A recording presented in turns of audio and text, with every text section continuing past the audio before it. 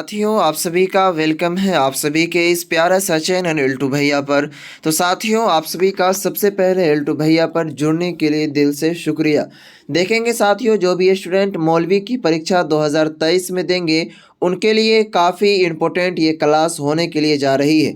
जैसा कि आपको पता है, आज से नहीं बल्कि काफ़ी दिनों से आप सभी के लिए एल्टू भैया तैयारी में लगे हुए हैं और आप सभी को तैयारी करवा रहे हैं। और मुझे भी उम्मीद है कि आप सभी ज़रूर मेहनत से तैयारी कर रहे होंगे।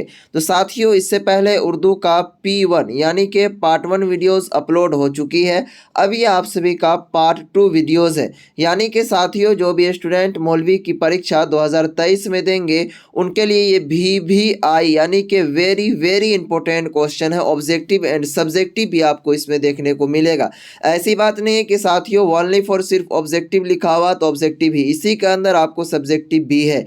तो चलिए इस वीडियो की हम शुरुआत करते हैं। इससे पहले एक छोटा सा गुजारिश है, रिक्वेस्ट है, अगर आप चैनल पर पहली बार विजिट किए हैं और बेहतर से बेहतर आप तैयारी करना और नंबर अपना लाना चाहते हैं मदरसा बोर्ड में, तो साथियों आप चैनल को सब्सक्राइब कर लें और आपकी ताकि आपको हर वीडियोस की नोटिफिकेशन मिलती रहेगी। तो चलिए वीडियो की शुरुआत करते हैं। तो देखेंगे साथियों, इससे पहले हमने आपको एक वीडियोस दिया है, उसमें यहाँ तक कवर हो गया था और इसके आगे हम अभी कवर कर रहे हैं। देखेंगे साथियों, सवाल यहाँ पर 16 नंबर का सवाल कहता है कि दरसी किताब में अमराव जान अदा किसका मजमून है। यानी साथियों, आपका जो दरसी किताब यानी कि पाठ्य पुस्तक कहिए या फिर आपके निसाब में जो शामिल है और कहकशा हिस्सा दोम में उमराव जान अदा, ये एक मजमून है साथियों। इनके लेखक और राइटर का जो नाम है वो खुर्शीदुल इस्लाम है। इसी को ऑब्जेक्टिव जो बनाएगा प्यारे साथियों, वो ऑप्शन नंबर ए कर देगा, option number B, option number C और ऑप्शन नंबर डी। तो ऑप्शन नंबर ए में दे देगा Khurshidul Islam, option number B में दे देगा साथियों शबनम कमाली, ऑप्शन नंबर सी में दे देगा मुस्तफ़ा रज़ा, ऑप्शन नंबर डी में दे देगा इनमें से कोई नहीं। तो आप अच्छी तरीके से आप पढ़े रहेंगे तो आप क्या टिक मार करके आएंगे, खुर्शीदुल इस्लाम में। चलिए साथियों, नेक्स्ट सवाल की ओर हम बढ़ते हैं कि मुख्तसर अफसाना किस दौर की सिन्फ है। यानी साथियों, एक मुख्तसर अफसाना जो साथियों ये सिन्फ है, ये जो किस दौर का मतलब हो गया साथियों ज़माना आप कहिए, अगर हिंदी में से आप दौर को समझिएगा तो यानी काल कह रहा है कि कौन से काल की है। तो साथियों ये जो है दौरे जदीद, यानी कि साथियों दौरे जदीद का मतलब ये हो गया, दौर का मतलब साथियों ज़माना या फिर काल आप कहिए, और जदीद का मतलब हो गया नया, और कदीम का मतलब होता है साथियों पुराना। तो दौरे जदीद यानी कि नया दौर का है ये। ओके, चलेंगे साथियों, नेक्स्ट सवाल की ओर हम बढ़ते हैं। कह रहा है कि बलवंत सिंह की सन पैदाइश क्या है। एक बलवंत सिंह है जो कि आप चैप्टर पढ़ेंगे खुर्शीदुल इस्लाम का साथियों, उमराव जान अदा, तो उसी में एक बलवंत सिंह है और इसकी जो सन पैदाइश जो है साथियों वो 1920 और 21 यानी कि दोनों कहा जा रहा है इसमें। तो ऑप्शन में भी इसी तरह आपको देगा, ऑप्शन नंबर ए कर देगा, इसी तरह 1920 डाल के 21 लिखा हुआ रहेगा, ऑप्शन नंबर बी में 1920 डाल के 22 लिखा हुआ रहेगा, इसी तरह 23, इसी तरह 24। तो आप क्या टिक मारेंगे, 1920 या फिर 21, किस में टिक मारिएगा, 1920 एंड 21 में। जहाँ तक मुझे उम्मीद है कि आप ज़रूर मार कर आइएगा। नेक्स्ट सवाल है अजीज साथियों कि बलवंत सिंह की वफ़ात किस सन में हुई थी। यानी कि इनकी जो मृत्यु हुई थी वो किस साल में हुई थी। तो ये 1986 ईस्वी में इनकी मृत्यु हो गई थी। नेक्स्ट सवाल है साथियों, बलवंत सिंह का पहला अफसाना क्या है। बलवंत सिंह जो है एक अफसाना भी लिखा है, सबसे पहला जो अफसाना उन्होंने लिखा था उसका नाम था सज़ा। नेक्स्ट सवाल है, लम्हे किसका अफसाना है। यानी लम्हे नाम का एक अफसाना है, वो उसके लिखने वाले राइटर कौन है, तो बलवंत सिंह।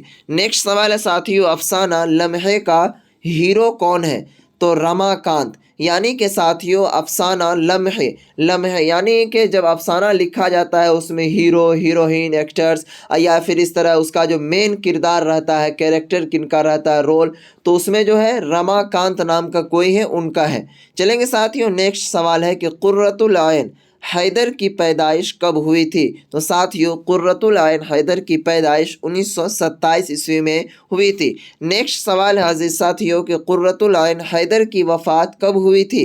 तो साथियों पैदाइश कब हुई? 1927 में। वफ़ात कब हुई? 2007 ईस्वी में। अब आपसे सवाल पूछते हैं कि बलवंत सिंह की पैदाइश कब हुई थी? 1920 या 21 में, 1920 या फिर 1922 में, या फिर 23 में? आप कमेंट बॉक्स में ज़रूर बताइए। और बलवंत सिंह की वफ़ात कब हुई थी? 1985 में या फिर 1986 या 87? अगर जो भी है उसे आप टिक मार कर बताइए हमारे कमेंट बॉक्स में। नेक्स्ट सवाल है अजीज साथियों कि कुर्रतुल आइन हैदर के वालिद का नाम क्या था? तो सज्जाद हैदर यल्दरम, यानी कि कुर्रतुल आइन हैदर की जो वालिद का नाम था साथियों वो सज्जाद हैदर यल्दरम। नेक्स्ट सवाल की ओर हम बढ़ते हैं साथियों। नेक्स्ट सवाल कहता है कि कुर्रतुल आइन हैदर के अफसानों का पहला मजमुआ कौन था? तो इससे पहले हमने आपको बताया था कि बलवंत सिंह का पहला अफसाना कौन सा है? तो साथियों सज़ा। और क्या कहते हैं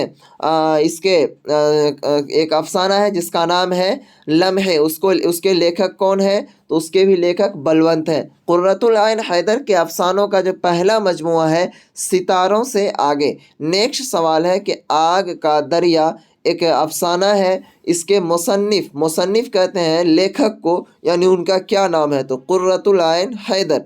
नेक्स्ट सवाल है कि फोटोग्राफर किसका अफसाना है? तो साथियों अब जब कहकशा हिस्सा दोम उर्दू को पढ़ेंगे, अब ज़्यादा वक्त तो नहीं है कि मैं आगे डीपली बताऊं, लेकिन फिर भी जहां तक उम्मीद है कि मैं डीपली ही बताता हूं आपको।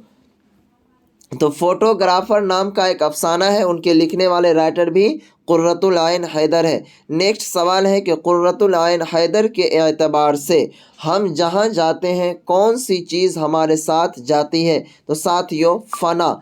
नेक्स्ट सवाल है साथियों कि सुरेंद्र प्रकाश कब पैदा हुए? तो सुरेंद्र प्रकाश की जो पैदाइश हुई थी साथियों वो 1930 ईस्वी में हुई थी। नेक्स्ट सवाल है कि सुरेंद्र प्रकाश की मौत कब हुई थी? तो 2002 में। सुरेंद्र प्रकाश की पैदाइश 1930, मृत्यु 2002। नेक्स्ट सवाल है साथियों 2002 को इस तरह याद रखेंगे कि बिहार से जो झारखंड अलग हुआ था साथियों वो 15 नवंबर 2002 को नहीं, 2000 ईस्वी को हुआ था, लेकिन यहाँ 2002 दिया हुआ है। देवता किसका अफसाना है? तो साथियों सुरेंद्र प्रकाश का अफसाना है। नेक्स्ट सवाल है कि अफसाना बच्चों के मुसन्निफ, एक अफसाना है जिसका नाम है क्या नाम है साथियों? बीजू का। बच्चों नहीं है साथियों, ये है बीजू का। इसके मुसन्निफ कौन है? तो सुरेंद्र प्रकाश। नेक्स्ट सवाल है कि हुरी के कितने बच्चे थे? एक हुरी थे, उसके कितने बच्चे थे? तो साथियों उसके 2 बच्चे थे। तो देखेंगे साथियों इस टाइप से आपको सवाल को याद करना है, जहन में रखना है साथियों। अगर आप नहीं रखेंगे तो फिर आगे आपको दिक्कत परेशानी आ सकती है। अब देखिए आप कहीं भी कोई भी डिपार्टमेंट में आप जाएंगे तो सबसे ज़्यादा जो उसमें इम्पोर्टेंट रहता है वो आपका मार्क इम्पोर्टेंट रहता है। आपके जितने अच्छे मार्क रहेंगे उतने अच्छे ओहदे पर आप जाएंगे। अगर आप टीचर बने या फिर आप कोई भी फील्ड में जाएंगे तो उसमें सबसे ज़्यादा जो वेरी वेरी इंपॉर्टेंट चीज़ रखता है वो मार्क रखता है। तो साथियों इस तरह करके आपका आज जो है मैं इस क्लास को यहीं पर इन समाप्त करता हूं, यानी कि ये पार्ट 2 वीडियोस यहीं पर आपकी समाप्त हो गई। और अगर आपको इसका पीडीएफ चाहिए इस नोट्स का तो टोटल इसी का नहीं बल्कि जितना भी सब्जेक्ट आपका मौलवी में वो सभी सब्जेक्ट का नोट्स मिलेगा। इससे पिछले वाली वीडियोस में आप जाकर देखिए कि नोट्स तैयार हो गया है उस वीडियोस को, उनके बाद उसमें नंबर दिया हुआ उसको आप संपर्क कर लीजिए, वहाँ से आपको बिल्कुल नोट्स मिल जाएगी। तो चलिए साथियों फिर मिलते हैं नेक्स्ट वीडियो में नेक्स्ट क्लासेस के साथ, तब तक आप इसी तरह हमारे साथ बने रहिए।